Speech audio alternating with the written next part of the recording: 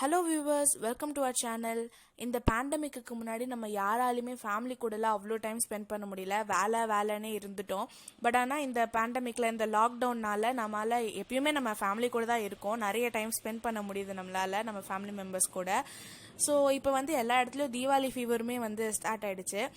And இதுக்கு முன்னாடி நம்மள முக்கால்வாசி பேர் கடையிலேருந்து தான் ஸ்வீட்ஸ் எல்லாமே வாங்கிட்டு இருந்தோம். ஸோ இந்த தீபாவளிக்கு நம்ம எல்லாம் நம்ம ஃபேமிலியோடு சேர்ந்து ஸ்வீட்ஸ் எல்லாம் பண்ணலாம். அண்ட் அதுக்காக தான் சூப்பர் ஈஸியான ஸ்வீட்ஸ் ஐடியாவோட நாங்கள் வந்திருக்கோம். அண்ட் இன்னைக்கு அதே மாதிரி சூப்பர் ஈஸியான ஒரு ஸ்வீட் தான் பார்க்க போகிறோம். பூந்தி லட்டு எப்படி பண்ணுறதுன்றதை இந்த வீடியோவில் பார்க்கலாம். அண்ட் அதே மாதிரி ஈஸியாக வீட்லேயே காஜு கட்லி எப்படி பண்ணலான்ற ஒரு வீடியோவும் நாங்கள் போட்டிருக்கோம். அண்ட் அந்த வீடியோவை நீங்கள் பார்க்கலன்னா அந்த வீடியோவோட லிங்க் டிஸ்கிரிப்ஷனில் இருக்குது, அதை கிளிக் பண்ணி பாருங்கள். அண்ட் எங்கள் சேனலுக்கு இன்னும் நீங்கள் சப்ஸ்கிரைப் பண்ணலைன்னா மறக்காமல் சப்ஸ்கிரைப் பண்ணிடுங்க. வாங்க வீடியோக்குள்ளே போகலாம். இப்போ நம்ம பூந்தி லட்டு பண்ணுறதுக்கு என்னென்ன இன்க்ரீடியன்ட்ஸ் தேவைன்னு பார்க்கலாம். இங்கே பார்த்தீங்கன்னா 1 கப்பு கடலை மாவு இருக்குது. இது எந்த கப்பில் நீங்கள் கடலை மாவு எடுக்கிறீங்களோ அதே கப்பில் ஒரு 3/4 கப் சர்க்கரை எடுத்திங்கன்னா உங்களுக்கு ஸ்வீட்னஸ் கரெக்டாக இருக்கும். நெக்ஸ்ட் பார்த்தீங்கன்னா கொஞ்சம் முந்திரி, கொஞ்சம் திராட்சை, அப்புறம் இது அந்த கேசரி கலர் சொல்லுவாங்கல்ல, அது எடுத்து வச்சுருக்கோம் கொஞ்சம் கலர் கொடுக்குன்றதுக்காக.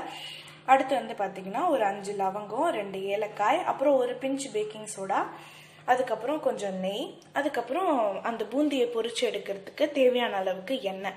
ஸோ இதுதான் நமக்கு இந்த பூந்தி லட்டு பண்ணுறதுக்கு தேவையான இன்க்ரீடியன்ட்ஸ். இப்போ நம்ம எப்படி பண்ணுறதுன்னு பார்க்கலாம். இப்போ நம்ம கடலை மாவு, அப்புறம் இந்த கேசரி பவுடர், அப்புறம் இந்த பேக்கிங் சோடா, இது எல்லாத்தையும் போட்டு நல்லா ஒரு தோசை மாவு மாதிரி கரைச்சிக்கலாம்.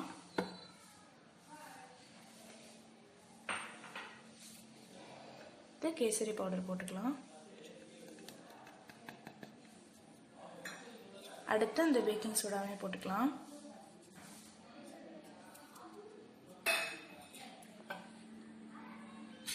இப்போ இதில் தேவையான அளவுக்கு தண்ணி ஊற்றி ஒரு தோசை மாவு பேட்டர் திக்னஸில் இதை கரைச்சிக்கோங்க.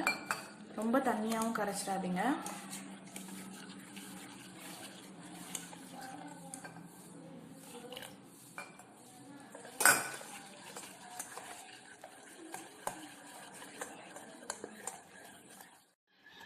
இப்போ பார்த்தீங்கன்னா தோசை மாவு மாதிரி இதை கரைச்சாச்சு.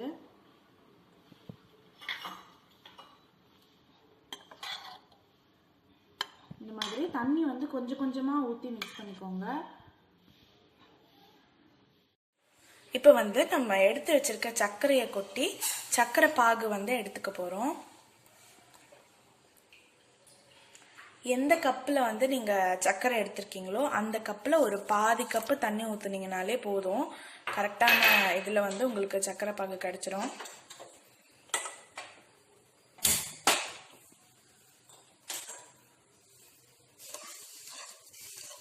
ஒன் ஸ்ட்ரிங் கன்சிஸ்டன்சி வர வரைக்கும் நல்லா இந்த பாகு எடுத்துக்கோங்க.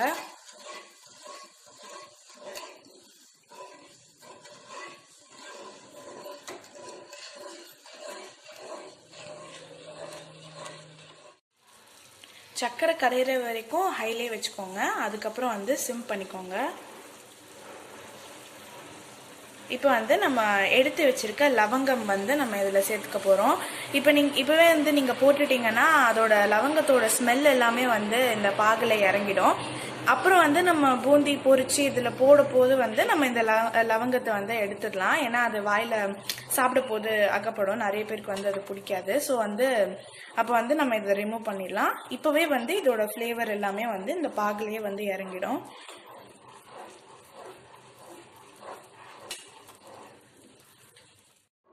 இப்போ நம்ம 1 ஸ்ட்ரிங் பதம் வந்துருச்சு. ஸோ இதுதான் கரெக்டான கன்சிஸ்டன்சி. இதை நீங்கள் தவற விட்டுறாதீங்க. கரெக்டாக இந்த கன்சிஸ்டன்சியில் ஆஃப் பண்ணி வச்சுருங்க. இப்போ நம்ம பூந்தி எல்லாம் பொரிச்சு எடுத்துக்க போகிறோம்.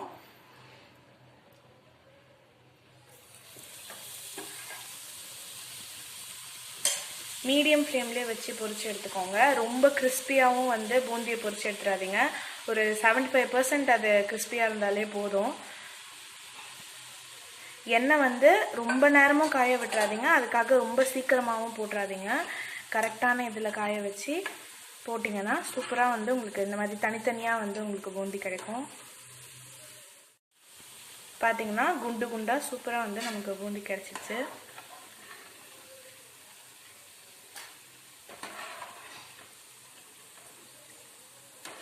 இந்த மாதிரி வந்து நம்ம எல்லா மாவையும் போட்டு பூந்தியாக பொரிச்சு எடுத்துக்கலாம்.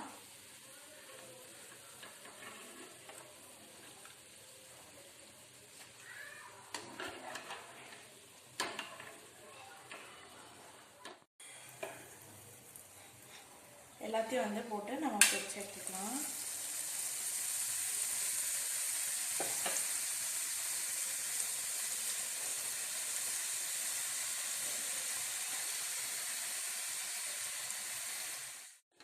இப்போ வந்து நம்ம முந்திரி திராட்சை அதெல்லாமும் வந்து பொரிச்சு எடுத்துக்கலாம்.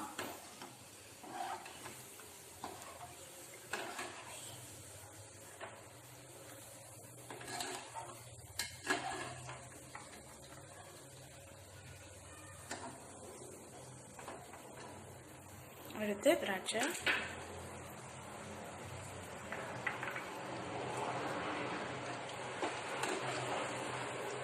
இதையும் வந்து நம்ம பொரிச்சு எடுத்துக்கலாம்.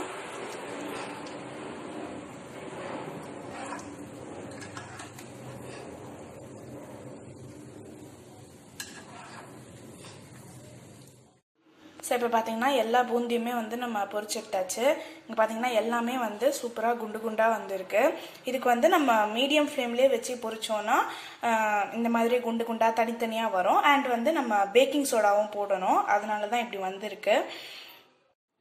இப்போ வந்து இந்த பாகில் வந்து நம்ம போட்ட லவங்கத்தை எல்லாமே வந்து நம்ம இப்போ எடுத்துடலாம்.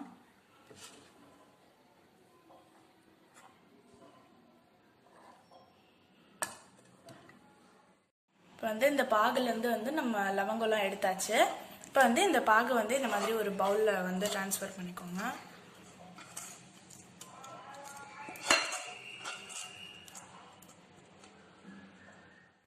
இப்போ வந்து நம்ம இதில் எடுத்து வச்சிருக்க நெய் வந்து இதில் சேர்த்துக்க போகிறோம்.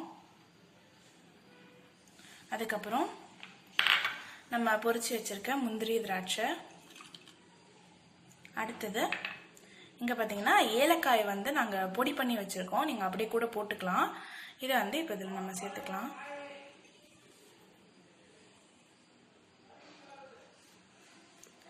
நெக்ஸ்ட் வந்து நம்ம பொரிச்சு வச்சிருக்க பூந்தி எல்லாம் வந்து நம்ம இதில் சேர்த்துக்க போகிறோம்.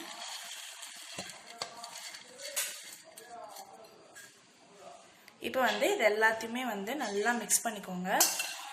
நல்லா அந்த சக்கரை பாகு வந்து எல்லாத்துலேயும் கோட் ஆகுற மாதிரி நல்லா மிக்ஸ் பண்ணிக்கோங்க.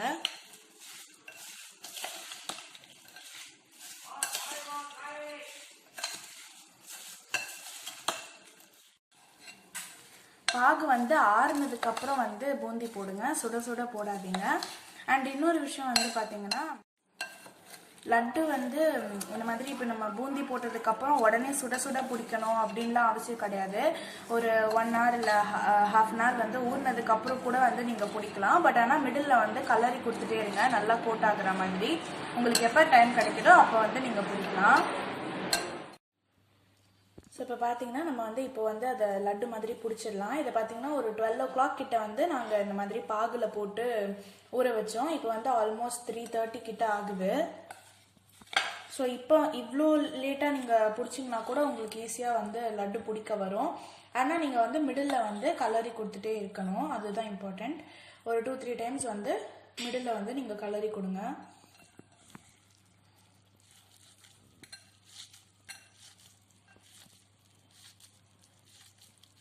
இப்போ பார்த்தீங்கன்னா நமக்கு இப்போ கூட சூப்பராக வந்து லட்டு பிடிக்க வருது.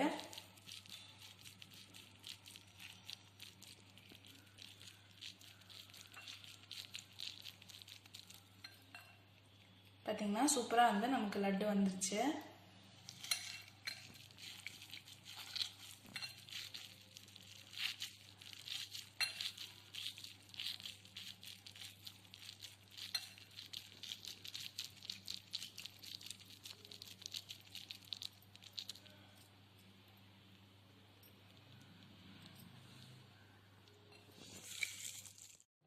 ஸோ இப்போ பார்த்தீங்கன்னா நம்ம சூப்பரான பூந்தி லட்டு வந்து ரெடி ஆகிடுச்சு.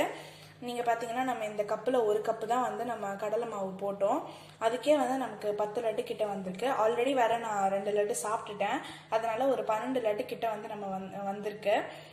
அண்ட் இது நீங்கள் பார்த்தீங்கன்னா ரொம்ப ஈஸியும் செய்கிறதுக்கு கூட, நீங்களே பார்த்துருப்பீங்க எப்படி செஞ்சோன்னு. ஸோ ரொம்ப ஈஸி தான் அண்ட் லெஸ் எக்ஸ்பென்சிவும் கூட. அந்தளவுக்கு நம்ம எதுவுமே யூஸ் பண்ணல, ஜஸ்ட்டு கடலை மாவு சக்கரை அவ்வளோதான் யூஸ் பண்ணோம். ஸோ தீபாவளிக்கு இது one of the most less expensive ஸ்வீட்டுன்னு தான் நான் சொல்லுவேன். அண்ட் இதே மாதிரி நிறைய ஈஸியாகவும் லெஸ் எக்ஸ்பென்சிவ்லையும் பண்ணுற ஸ்வீட்ஸ் வந்து நாங்கள் உங்கள் கூட ஷேர் பண்ணலான்னு இருக்கோம். ஸோ இந்த வீடியோவை உங்கள் ஃபேமிலி அண்ட் ஃப்ரெண்ட்ஸ் கூட ஷேர் பண்ணுங்கள், லைக் பண்ணுங்கள், அப்படியே எங்கள் சேனலுக்கு சப்ஸ்கிரைப் பண்ணி அந்த பெல் ஐக்கானை கிளிக் பண்ணிவிடுங்க.